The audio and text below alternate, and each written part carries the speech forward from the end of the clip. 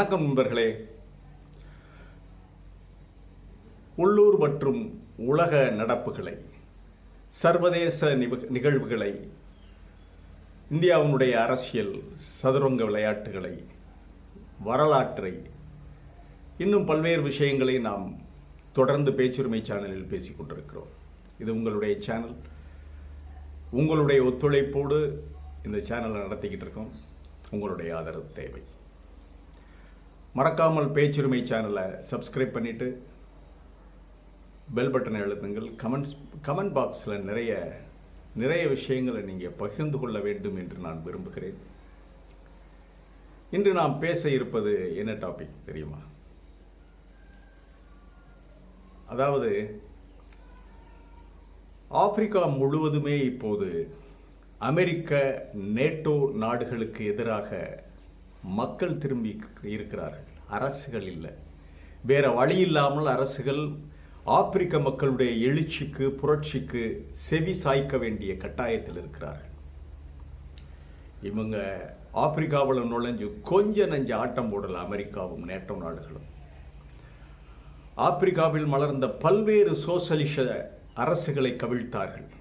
இராணுவ புரட்சி என்ற பெயரில் இராணுவ அதிகாரிகளுக்கு பணம் கொடுத்து சிஐஏ களத்தில் இறங்கி பல்வேறு அரசுகளை தூக்கி எறிந்தார்கள். ஏன்னா பழைய காலனியாக வைத்துக்கொண்டு, பழைய காலனியாதிக்க நாட்களில் கடந்த 2ஆம் உலகப் போருக்கு முன்பு அதன் பிறகும் கூட இந்த காலனி என்ற முறையில் ஆப்பிரிக்க நாடுகளுடைய வளங்களை சுரண்டி கொண்டிருந்த அமெரிக்க நேட்டோ நாடுகள் இப்போது மக்களுடைய கடும் எதிர்ப்பை சமாளிக்க முடியாமல் வெளியேறி கொண்டிருக்கிறார்கள். அப்படி ஒரு விஷயம்தான் நைஜர் நாட்டில் நடந்திருக்கு. தொடர்ந்து இது 6வது நாடு.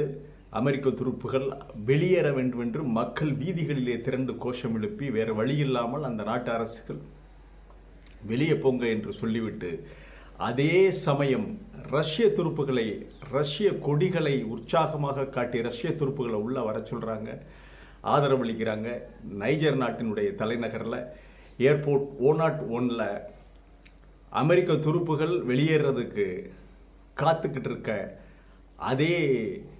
அந்த கேம்புக்கு பக்கத்திலே ரஷ்ய துருப்புகள் உற்சாக வரவேற்போடு மக்கள் வெள்ளத்திலே மிதந்து வந்து ரஷ்ய துருப்புகள் பக்கத்திலே கேம்ப் அடிச்சிருக்காங்க. 2 பேருமே ஒருத்தர் பார்த்து கொண்டிருக்கிறார்கள்.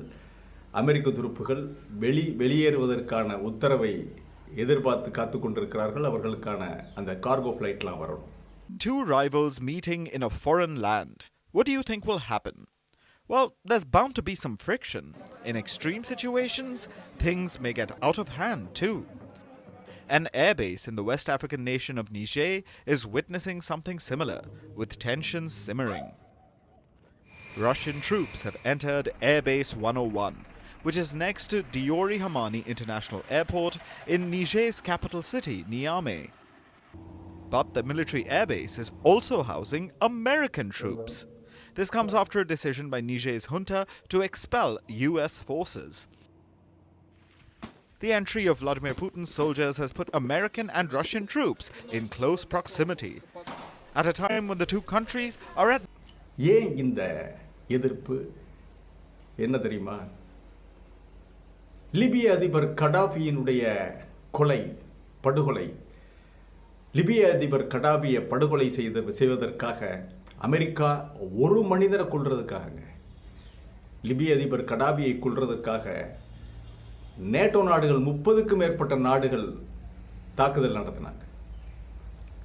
இந்த கொலைக்காக இது ஒரு படையெடுப்பு அல்ல. அதாவது கடாபியை மட்டும் கொன்றால் போதும் என்று அதற்காக 110 டாம்ஹாக் குரூஸ் மிசைல் அடிச்சு 7000 முறை நேட்டோ நாடுகளுடைய விமானங்கள் பறந்து தேடி லிபிய அதிபர் கடாபியினுடைய அந்த இடம் எங்கே வந்திருக்காருங்கிறத பார்த்து அடிச்சு அவரை கொலை பண்ணிட்டு தான் விட்டாங்க. அதன் பிறகு பராக் ஒபாமா நான் தவறு செய்து விட்டேன் என்று நல்லவை மாதிரி ஒரு ஒப்புதல் வாக்குமூலம் கொடுத்தார். அவர் லிபிய அதிபர் கடாபியை விரட்டி அன்றைக்கு ரஷ்யாவுடைய நிலை என்ன தெரியுமா? 2011 லிபியா அதிபர் கடாபியை கொள்ளும்போது ரஷ்யாவுடைய நிலை நல்லா இல்லை, பொருளாதார ரீதியாக விழுந்து கிடந்தார்கள். அப்போதுதான் புடின் திருப்பி கட்டிக்கிட்டு இருக்கார் ரஷ்யாவை மீண்டும் கட்டமைத்து கொண்டிருக்கின்ற நிலையில் ரஷ்யாவால் லிபியாவுக்கு உதவி செய்ய முடியல. கடைசியாக லிபியா அதிபர் கடாபி, மம்மர் கடாபி படுகொலை செய்யப்பட்டார். படுகொலை செய்தாலும் அமெரிக்கா எதிர்பார்த்தது இங்கே நடக்கல.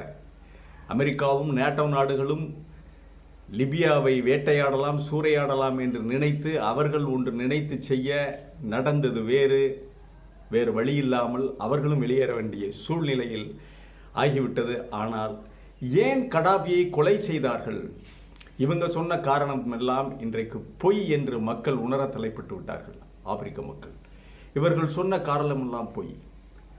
அப்பட்டமான ஒரு படுகொலை.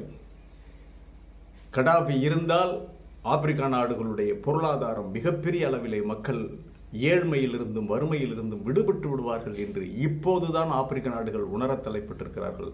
அரசுகளுக்கு தெரியும், ஆப்பிரிக்க அரசுகளுக்கு. ஆனால் ஆப்பிரிக்க மக்களுக்கு இப்போதுதான் தெரிய ஆரம்பித்திருக்கிறது. இந்த கோபம் மிகப்பெரிய அளவிலே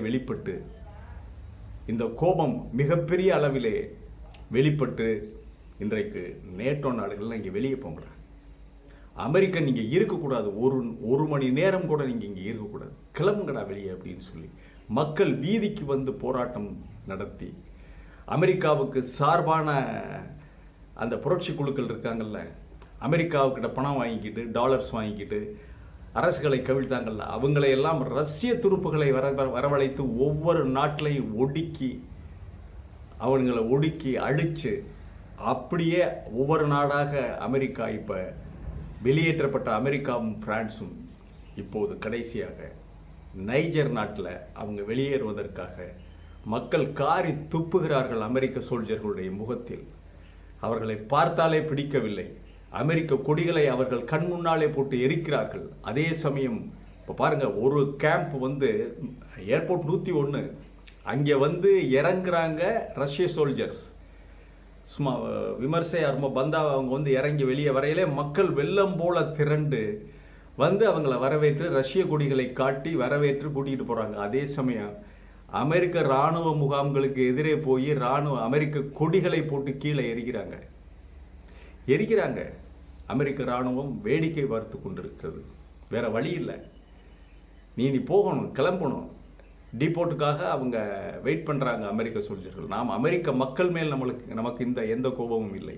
அமெரிக்க மக்கள் நல்லவர்கள், அமெரிக்கர்கள் அன்பானவர்கள், மனிதாபிமானம் மிக்கவர்கள்.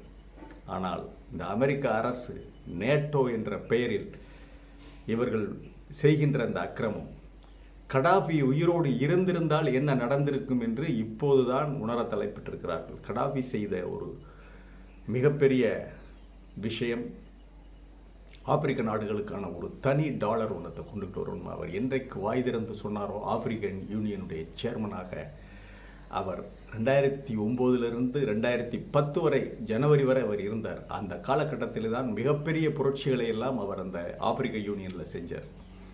ஆப்பிரிக்காவுக்காக ஒரு தனி டாலர், தங்கமும் டாலரையும் சேர்த்து ஆப்பிரிக்கன் டாலர் என்ற ஒரு அமைப்பை உருவாக்கணும்னு சொல்லி அதை ஒன்று செஞ்சார். அதன் பிறகு லிபியா மிகப்பெரிய பாலைவன நாடு, சஹாரா பாலைவனத்தில் விரவி கிடக்கின்ற,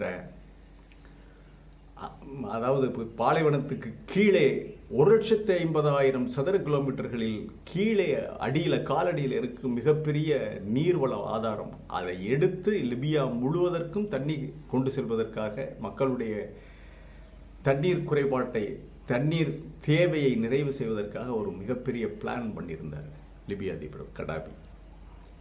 அதெல்லாம் இப்பதான் மக்களுக்கு தெரிய ஆரம்பிக்குது. அதையும் இவனுங்க அந்த விஷயத்தையும் இவனுங்க, அதுதான் இந்த ரெண்டு விஷயம் நேட்டோவுக்கு பிடிக்கல.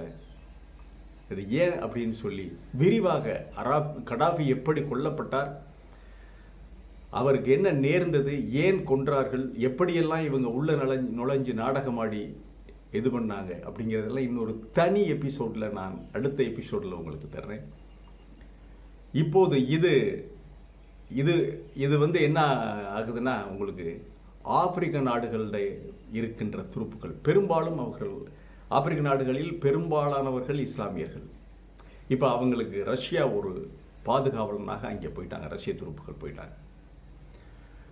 பாலஸ்தீனத்தில் அமெரிக்கர்களும் ஆடுகிற ஆட்டம், அமெரிக்காவும் நேட்டோ படைகளும் ஆடுகிற ஆட்டம், மறைமுகமாக இஸ்ரேலை தூண்டிவிட வேண்டியது, வெளியில் நல்ல பிள்ளை மாதிரி பேச வேண்டியது, இப்படியெல்லாம் இருக்கின்ற பொழுது ரஷ்யர்களுக்கு ஆதரவாக ஆப்பிரிக்க மக்கள் பொங்கி எழுந்ததனால் இப்போது ரஷ்யா அங்கே ரெக்ரூட் பண்ணி பல கோடிக்கணக்கான சோல்ஜர்களை கூட, ஆப்பிரிக்க சோல்ஜரை கொண்டு வந்தால் என்ன ஆகும் நேட்டோவுடைய நிலை? பாலஸ்தீனத்தில் என்ன ஆகும்? உக்ரைனில் என்ன ஆகும் நிலைமை? அதனால தான் பயந்து நடுங்கிறான் நேட்டோ. ஒரு கண்டம் முழுவதுமே, ஆப்பிரிக்கா கண்டம் முழுவதுமே அமெரிக்காவுக்கும் நேட்டோ நாடுகளுக்கும் எதிராக திரும்பி நிற்கிறது. இது எங்கே கொண்டு போய் விடியும், எங்கே கொண்டு போய் முடியும் என்று பதறிக்கொண்டிருக்கிறார்கள் அமெரிக்காவும் அவர்களுடைய நட்பு நாடுகள். இப்போது உக்ரைன்ல விஷயத்தை பார்த்தீங்கன்னா, உக்ரைன் கிட்டத்தட்ட இன்னும் ஒரு 6 மாதத்தில் முடிந்துவிடும், முழுமையாக ரஷ்யா கைப்பற்றிவிடும். அந்த வேகத்தில் அவங்க ஒவ்வொரு கிராமமாக கைப்பற்றி கொண்டிருக்கிறார்கள். இப்பொழுது கூட நேற்றைக்கு முதல் நாள் கூட, நேற்று அதாவது மே 9, நேற்று தான் ரஷ்ய பரேட் நடந்துச்சு. ரஷ்யா ஜெர்மனியை, நாசி ஜெர்மனியை வீழ்த்திய அந்த நினைவு தினம், 75வது நினைவு தினம் கொண்டாடினாங்க பரேட்ல. அப்ப அறிவிச்சார் அவர் புட்டின், 4 கிராமங்கள் மீண்டும் புதியதாக 4 கிராமங்கள் கைப்பற்றப்பட்டிருக்கின்றன ரஷ்ய படைகளால். இது ஒரு மிகப்பெரிய பரிசு. மே 9ஆம் தேதி தான் 1945ஆம் ஆண்டு மே 9ஆம் தேதி நாசி ஜெர்மனி ரஷ்யாவிடம் சரணடைந்து சரணாகதி ஒப்பந்தத்தில், நிபந்தனையற்ற சரணாகதி ஒப்பந்தத்தில் கையெழுத்திட்டார்கள். அந்த மே 9 அன்று கையெழுத்திடப்பட்டது. அந்த நினைவு நாள் ஒவ்வொரு மே 9 அன்று ரஷ்யாவில் மிகப்பெரிய பரேடாக நடக்கிறது. அதை நடத்துகிற ஒரே நாடு இப்பொழுது ரஷ்யா தான். ஏன்னா ரஷ்யா தான் மிகப்பெரிய விலை கொடுத்தது அங்கே அப்போது. அப்ப இந்த உக்ரைனுடைய செய்தியும் வந்திருக்கிறது. இப்ப பாருங்க, பரேட் நடந்துகிட்டு இருக்கு. அந்த 2ஆம் உலகப் போரில் மிகப்பெரிய அழிவையும் சந்தித்தது உக்ரைனுக்கும் மிகப்பெரிய அடி அப்போது சோவியத் ஒன்றியத்தில் இருந்தது. அதை கூட மறந்துட்டு இந்த ஜெலன்ஸ்கி மே 9 பரேட் நடந்துகிட்டு இருக்கு. பெல்கரோட் மேல லாங் ரேஞ்ச் மிசைல் அடிச்சிருக்கேன். இந்த பரேட் நேற்று ஒழுங்காக நடந்து முடிந்தது. இனி வரும் நாட்களில் புடின் உறுதியாக சொல்லிவிட்டார், அதாவது ரஷ்யாவினுடைய போர் வீரர்களை எதிர்த்து, ரஷ்ய வீரர்களை எதிர்த்து இந்த பிரிட்டனும் பிரான்சும் ஆயுதங்களை கொடுத்து அடிப்பது என்பது ஏற்றுக்கொள்ள முடியாது. யூகேயுடைய ஆயுதங்கள் எங்கே இருந்தாலும், யூகே ஆயுதங்களை தாங்கி எந்த வீரர்கள், யூகே வீரர்கள், லண்டன் வீரர்கள் எங்கே இருந்தாலும் சரி, பிரிட்டிஷ் வீரர்கள் எங்கே இருந்தாலும், பிரான்ஸ் வீரர்கள் எங்கே இருந்தாலும் அங்கே அடிப்பேங்கிறார் புட்டின். அதனால இன்னும் 2 நாட்களில் அல்லது அடுத்த வாரம் அதை எதிர்பார்க்கலாம்.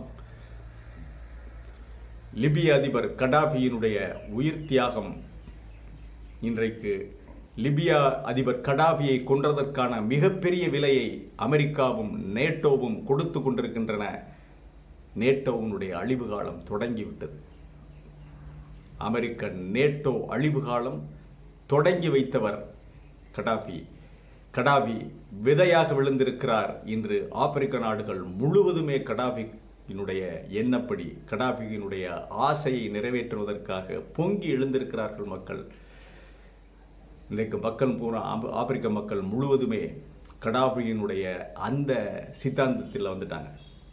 கடாபி தன்னுடைய பார்ட்டியை சோஷலிஸ்ட், அதாவது ஜமாகிரியா பார்ட்டி, சோஷலிஸ்ட் பார்ட்டின்னு தான் சொல்லிக்கிட்டு இருந்தார். அதனுடைய பேரே அதுதான்.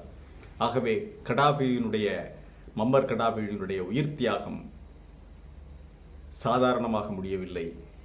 அவருடைய உயிர் ரொம்ப கேவலமாக, மிக மிக பச்சையாக சொல்வதென்றால் அவர் படுகொலை செய்து மிக அசிங்கப்படுத்தினார்கள், கேவலப்படுத்தினார்கள் அமெரிக்க துருப்புகள். இன்றைக்கு அதுவே அவர்களுக்கு மிகப்பெரிய வினையாக முடிந்திருக்கிறது. இனி நேட்டோ அவ்வளவுதான். ஆப்பிரிக்கா கண்டம் முழுவதுமே கொதித்தெழுந்துவிட்டு ரஷ்யா பக்கம் சாய்ந்திருக்கிறது. இது ஒரு நல்ல செய்தி ரஷ்யாவிற்கு. மீண்டும் ஒரு காணொளியிலே உங்களை சிந்திக்கிறேன். அடுத்ததாக லிபிய அதிபர் கடாபியை பற்றியும் அவருடைய எப்படி கொல்லப்பட்டார், எப்படி அந்த நாட்டை அவர் பாதுகாத்தார் என்பதை பற்றி பேசுவோம். சேனலை சப்ஸ்கிரைப் பண்ணிட்டு மறக்காம பெல் பட்டனை அழுத்துங்கள், கமெண்ட் செய்யுங்கள், ஷேர் செய்யுங்கள், பிடித்திருந்தால் லைக் செய்யுங்கள். நன்றி, வணக்கம்.